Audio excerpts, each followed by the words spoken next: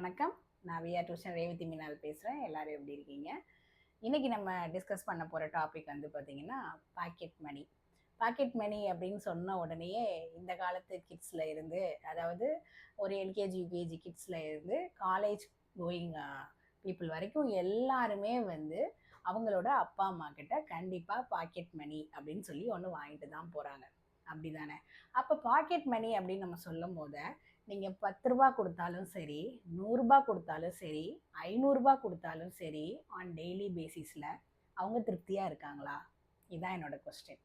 ஏன்னா நான் பார்த்த வரைக்கும் இன்ஸ்பைட் ஆஃப் ஏஜ் அவங்க வந்து ஒரு 3rd படித்தாலும் சரி, எல்கேஜி படித்தாலும் சரி, 8th படித்தாலும் சரி, 10th படித்தாலும் சரி, காலேஜ் படித்தாலும் சரி, காலேஜில் ஃபஸ்ட் இயராக இருந்தாலும் சரி, ஃபைனல் இயராக இருந்தாலும் சரி, இல்லை அன்டில் அவங்க வந்து வேலைக்கு போகிற வரைக்குமே they are expecting money from their parents. அப்படி தானே? பேரண்ட்ஸ் கிட்ட இருந்து எனக்கு மணி வேணும் அப்படின்ற ஒரு டிமாண்டிங்கோடு தான் போயிட்டுருக்காங்க. அந்த பாக்கெட் மணி அப்படின்றத நம்ம வந்து கொடுக்க அவங்க திருப்தியும் அடையலை. அப்படின்ற ஒரு விஷயத்த நம்ம எப்படி அதை கண்ட்ரோல் பண்ண முடியும்? ஏன்னா நீங்கள் கொடுத்தே பழகிருக்கீங்க, அவங்க வாங்கியே பழகிருக்காங்க. அப்போ இந்த பாக்கெட் மணி அப்படின்றதையும் அவங்க சேவ் பண்ணலாம் அப்படின்ற ஒரு விஷயத்த நம்ம வந்து அட்லீஸ்ட் அவங்க வந்து ஒரு மிடில் ஸ்கூல் இல்லை ஒரு ப்ரைமரி லெவலில் இருந்தே நம்ம வந்து அவங்கள பழக்கணும் அப்படின்னு நினைக்கிறேன். ஏன்னா நீங்கள் வந்து இப்போ ஒரு திருவிழா கூட்டிகிட்டு போகிறீங்க, ஒரு எக்ஸிபிஷன் கூட்டிகிட்டு போகிறீங்க, அவங்க டிமாண்ட் பண்ணுறாங்கன்னு வச்சுக்கோங்க, நான் இந்த ராட்டினத்தில் ஏறுவேன், நான் எனக்கு இந்த பொருள் வாங்கி கொடுங்க.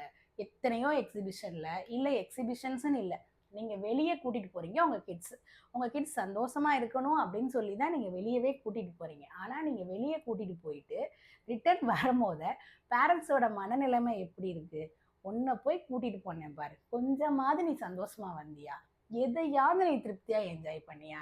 இது வேணும் அது வேணும் இதே தான் பண்ணுற அப்படின்னு நம்ம ஃபீல் பண்ணியிருக்கோம்.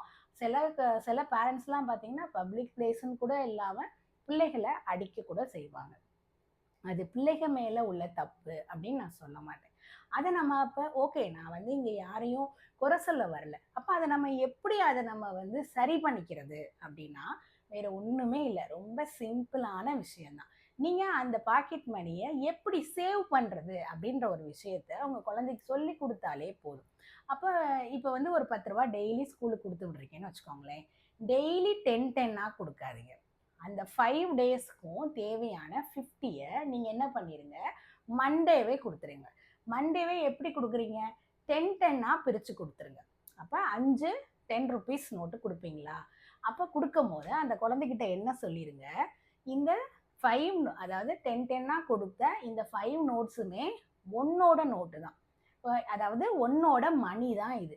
அந்த மணியை நீ இன்னைக்கே செலவு பண்ணாலும் சரி, இல்லை 5 நாளில் ஒரு நாளாக 10 ருபீஸாக செலவு பண்ணாலும் சரி, இல்லை அந்த 50யும் செலவு பண்ணாமல் அதில் நான் 20 மட்டும் செலவு பண்ணிவிட்டு பேலன்ஸ் 30யை நீ சேவ் பண்ணாலும் சரி, but it is your money. ஆனால் at the end of the day அது உன்னோட மணி தான் அப்படின்னு சொல்லி நீங்கள் என்ன பண்ணுங்க, ஒரு 1 ரூபி காயின்லேருந்து கூட இதை பழக்கலாம். இதுதான் 100 ருபீஸ்னாலும் இதுதான் 1000 ருபீஸ்னாலும். அப்போ என்ன ஆகும் அப்படின்னா அந்த மணியை டோட்டலாக அவங்களுக்கு ஏதாவது ஒரு உண்டியல் மாதிரி அப்படின்றதில் வந்து மெயின்டைன் பண்ணுறது அப்படின்றது எனக்கு ஒன்றும் பெருசாக, இது வந்து என்னோட பர்சனல் ஒப்பீனியன். ஏன்னா நம்ம வந்து உண்டியலுக்குள்ளே மணி போடும் போது அந்த உண்டியலுக்குள்ளே எவ்வளவு மணி இருக்குது அப்படின்றத டிரான்ஸ்பரண்டாக அந்த குழந்தைகளுக்கு தெரியாது.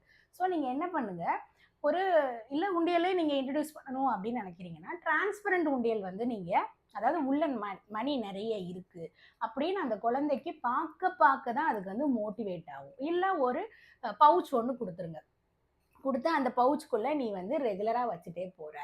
அதாவது உங்களோட கடமை என்ன அப்படின்னா, நீங்கள் வந்து இப்போ ஒரு 10 ருபீஸ் டெய்லி உங்களோட குழந்தைக்கு நீங்கள் ஸ்கூலுக்கு ஸ்நாக்ஸ்க்காக கொடுத்து விடுறீங்க அப்படின்னா நீங்கள் மறக்காமல் அந்த குழந்தைக்கு 50 ருபீஸ் கொடுத்துடணும்.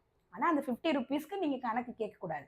ஏன்னா நீங்கள் முதவே சொல்லிட்டீங்க, 50 ருபீஸை அட்ட ஸ்ட்ரெச்சில் ஒரே நாளில் செலவு பண்ணாலும் சரி, பிரித்து செலவு பண்ணாலும் சரின்ற ஆப்ஷனும் அவங்ககிட்ட கொடுத்துட்டீங்க. அப்போ என்ன ஆகும் அப்படின்னா அந்த சைல்டுக்கு வந்து அந்த மணி மேனேஜிங் அப்படின்ற ஒரு விஷயம் தன்னை போல வரும் அவங்களுக்கு. ஏன்னா நீங்கள் வந்து 10 கொடுக்குறீங்க. அப்போ ஒரு மந்த்துக்கே நீங்கள் வந்து எத்தனை 10 ருபீஸ் கொடுத்துருப்பீங்க. அப்போ அவங்களுக்கு பார்க்குறதுக்கு அவங்களுக்கு நிறைய அமௌண்ட் அவங்கக்கிட்ட இருக்கிற மாதிரி இருக்கும்ல. இதில் வந்து பார்த்தீங்கன்னா எடுத்தோடனே ஒரு குழந்தை சரியாயிருமா அப்படின்னு பார்த்தா அப்படி ஆகாது. நீங்க வந்து இதுல இப்போ நான் சொல்ற விஷயத்த நம்ம இன்ட்ரடியூஸ் பண்ண உடனே பார்த்தீங்கன்னா நம்மளுக்கு ஒரு 50% சக்சஸ் ரேட் தான் கிடைக்கும். ஆனா இதைத்தான் நீங்க கண்டினியூஸா செஞ்சுக்கிட்டே இருக்கீங்க அப்படின்னா நீங்க கொஞ்சம் கொஞ்சமா அடுத்து என்ன பண்ணலாம் அப்படின்னா, அவங்களுக்கு ஃபர்ஸ்ட் விஷயம் நீங்க என்ன கத்து கொடுத்துட்டீங்க அப்படின்னா, மேனேஜிங் மணி கத்து கொடுத்துட்டீங்க. அதாவது உன்னோட பொறுப்பு, அந்த பவுச் உன்னோட பொறுப்பு, அந்த பவுச்சுக்குள்ள இருக்கிற மணி உன்னோட பொறுப்பு. அப்ப நீ தான் அதை பத்திரமா பார்த்துக்கணும். ஒண்ணு, அந்த பவுச்ல மணி இருந்தால் மட்டும்தான் அது வந்து நீ ஸ்நாக்ஸ் வாங்கிக்க முடியும். அப்போ நீ ஒரே நாளையில 50 ருபீஸ்க்கு வாங்கி சாப்பிட்டாலும் சரி, பிரிச்சு பிரிச்சு வாங்கி சாப்பிட்டாலும் சரி, அந்த மணி வந்து நான் எடுக்க மாட்டேன். எந்த ஒரு எமர்ஜென்சி பர்பஸ்க்குமே பேரண்டா ஆஸ் அ பேரண்டா நான் தான் அந்த மணி கொடுத்தேன் அப்படின்னு சொல்லி நான் அதை எடுக்க மாட்டேன். அப்போ அந்த மணிக்கு நீ தான் ரெஸ்பான்சிபிள்னு சொல்லிட்டீங்க. அப்போ என்ன பண்ணீங்க, மேனேஜ் பண்ணீங்க. மேனேஜும் சொல்லி கொடுத்துட்டீங்க.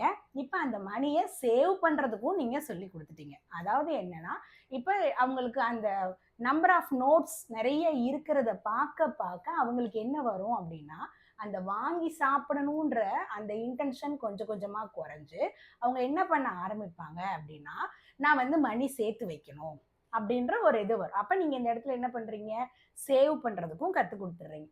ஃபைனலி அந்த மணியை நீங்க அடுத்து என்ன பண்ண கத்து கொடுக்கணும் அப்படின்னா, மல்டிப்ளை பண்ண கத்து கொடுக்கணும். மல்டிப்ளைனா என்னது, இன்ட்ரெஸ்ட்க்கு கொடுக்கறதா? அப்படி கிடையாது. இப்ப அவங்க ஏதாவது ஒரு விஷயம் உங்ககிட்ட வந்து கேட்குறாங்க, டிமாண்ட் பண்றாங்கன்னு வச்சுக்கோங்க. அது உங்களால அஃபோர்ட் பண்ண முடிந்தால் கூட நீங்க என்ன பண்ணணும் அப்படின்னா, ஃபார் எக்ஸாம்பிள் அவங்க ஏதோ ஒரு 300 ருபீஸ்க்கு இல்லை 200 ருபீஸ்க்கு உங்ககிட்ட ஏதோ ஒன்று டிமாண்ட் பண்றாங்க அப்படின்னா நீங்க என்ன சொல்லணும் அப்படின்னா, என்னால 150 ருபீஸ் அஃபோர்ட் பண்ண முடியும். நீ சேவிங்ஸ் பண்ணி வச்சிருக்கேல, அதுல இருந்து நீ வந்து 50 ருபீஸ் அதுக்கு அஃபோர்ட் பண்ணு அப்படின்னு சொல்லுங்க.